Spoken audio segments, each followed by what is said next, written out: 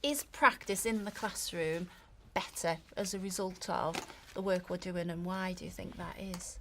Maureen Andrews is head teacher of Piebank CE Primary School in Sheffield. She created a TA development team containing TAs from across the school to help drive the implementation of the report's recommendations. What were the first steps that you took as head teacher to facilitate that change?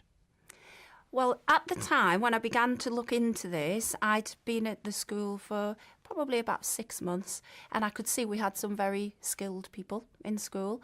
And I had a real, from discussions with someone who's an Ofsted inspector in schools, really clarified my thinking around if we were going to bring about change, we had to look at the deployment of teaching assistants and then the skills that those teaching assistants have and marry that up. So we were taking care of both. So we very quickly formed a development team. Again, deliberate choice of language rather than a change team. We called it a development team. And that development team involves teaching assistants, HLTAs, a teacher, and then some senior leaders. And they're the team who then, having heard my vision for what we wanted in school, we then created more of a shared vision for that.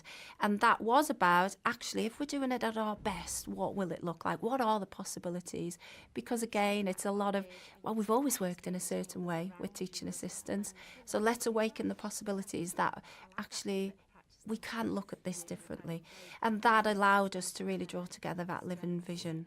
When you started to make changes in school, what conclusions did you draw about deployment, and how did you then start to change deployment as a result?